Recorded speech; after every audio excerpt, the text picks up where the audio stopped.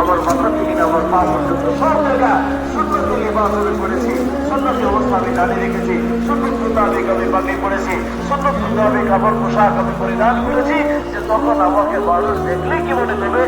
আল্লাহর কথা মনে করবে, নবীজির কথা মনে আসবে, যে এই জন্য যে হ্যাঁ যে এর দরকার তো এমন ছিল যে মুসলমান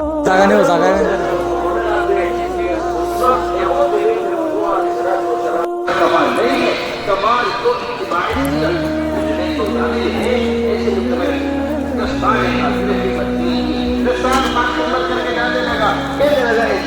हमने आपसे कोई ऐसी करामत तो देखी नहीं जो नजर आती, मजा आता, जरा देखते कुछ फरमाने लगे।